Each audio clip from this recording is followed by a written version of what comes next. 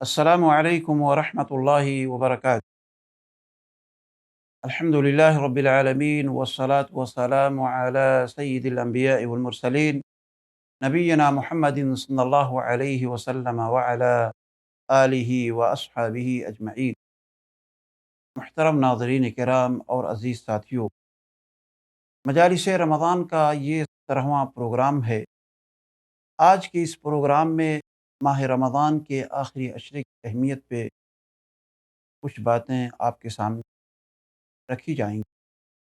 رمضان المبارک کے آخری عشرے کی کافی فضیلت ہے، کیونکہ اسی عشرے میں ایک رات آتی ہے جسے ہم لیلۃ القدر کے نام سے یاد کرتے ہیں، اور اسی آخری عشرے کے اندر اعتکاف کا اہتمام بھی کیا جاتا ہے۔ پیارے حبیب صلی اللہ علیہ وسلم اس آخری عشرے میں خود جاگتے اور اپنے اہل و عیال کو بھی جگاتے، اور اللہ رب العالمین کی عبادت میں دل و جان سے جٹ جاتے تھے، اور ساتھ ہی ساتھ اللہ رب العالمین کی راہ میں دل کھول کر کے صدقہ و خیرات کیا کرتے تھے۔ ماہ رمضان کے 3 عشرے ہوتے ہیں، ایک پہلا عشرہ ہے، پھر دوسرا عشرہ ہے، پھر یہ تیسرا عشرہ ہے، اور ہر عشرہ اپنی اپنی جگہ پر بہت ہی اہمیت رکھتا ہے، لیکن جو مقام اور جو عظمت آخری عشرے کی ہے وہ دوسرے اور عشروں کی نہیں ہے۔ چنانچہ مائی عائشہ رضی اللہ تعالی عنہا نے بیان فرمایا، پیارے حبیب صلی اللہ علیہ وسلم آخری عشرے میں عبادت کے لیے کمر کس لیتے، شب بیداری کرتے اور اپنے اہل و عیال کو بیدار رکھتے تھے۔ ایک دوسری روایت کے اندر آتا ہے، جسے مائی عائشہ رضی اللہ تعالی عنہا ہی بیان کرتی ہیں، اور ان کا بیان ہے کہ کان رسول اللہ صلی اللہ علیہ وسلم یجتہد فی العشر الاواخر ما لا یجتہد فی غیرہ، کہ پیارے حبیب صلی اللہ علیہ وسلم رمضان کے آخری عشرے میں جس قدر اور جتنی محنت اور مشقت کرتے تھے، اتنی محنت و مشقت پہلے دونوں عشروں میں نہیں کرتے تھے۔ ایک اور جگہ ایک اور روایت کے اندر آتا ہے کہ آپ علیہ الصلوۃ والسلام آخری عشرے میں سب سے زیادہ عبادت کرتے تھے۔ کان رسول اللہ صلی اللہ علیہ وسلم اذا دخل العشر احیا اللیل وایقظ اہلہ وجد وشد المئذر، جب رمضان کا آخری عشرہ شروع ہوتا، پیارے حبیب صلی اللہ علیہ وسلم رات کو بیدار رہے، پوری رات جاگ،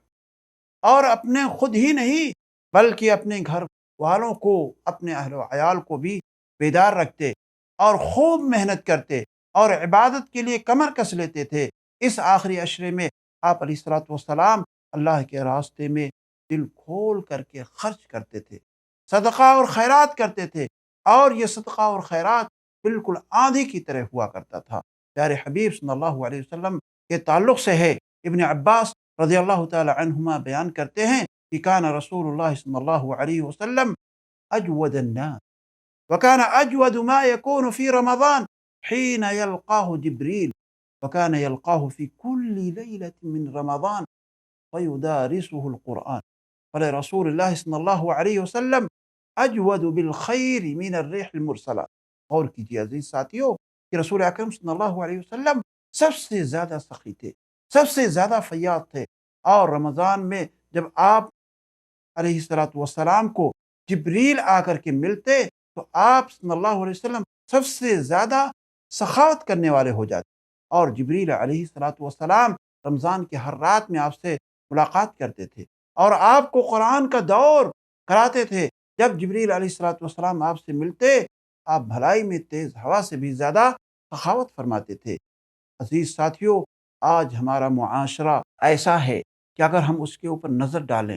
اور اس سوسائٹی کو دیکھیں تو معاملہ بالکل سنت رسول صلی اللہ علیہ وسلم کے خلاف ملتا ہے،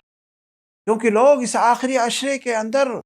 صرف اپنا معاملہ کیا کرتے ہیں، شاپنگ کے لیے خاص کر دیتے ہیں، مارکیٹنگ کے لیے بالکل اس آخری عشرے کو اور خاص طور سے تاخیراتوں کو بالکل خاص کر دیتے ہیں، اس کی اہمیت کو نہیں سمجھ پاتے اور عید کی تیاری میں مصروف ہو جاتے ہیں، جبکہ ہمارے لیے بہتر یہ ہوتا کہ لوگ اسے ذکر و عبادت کے اندر، توبہ استغفار کے اندر اور قیام اللیل کے لیے اور تسبیح و تحلیل کے لیے بالکل انہیں خاص کر دینا چاہیے، اور اس آخری عشرے کے اندر اپنے آپ کو ان تمام عبادتوں کے اندر جڑ جانا چاہیے۔ ہم اللہ رب العالمین سے یہ دعا کرتے ہیں کہ الہ العالمین ہمیں اور تمام مسلمانوں کو آخری عشرے کی اہمیت اور اس کی عظمت کو اللہ تعالیٰ سمجھنے کی توفیق ارزانی عطا فرمائے۔ ان میں زیادہ سے زیادہ ہمیں نیک اور صالح اعمال کرنے کی توفیق عطا فرمائے۔ الہ العالمین ہمیں شب قدر کی برکتوں سے نواز دے۔ اے اللہ ہمیں دل کھول کر اللہ کے راستے میں صدقہ و خیرات کرنے کی توفیق عطا فرما۔ الہ العالمین ہمیں آخری عشرے کی تمام راتوں میں خوب سے خوب عبادت کرنے کی توفیق عطا فرما۔ وآخر دعوانا ان الحمد للہ رب العالمین۔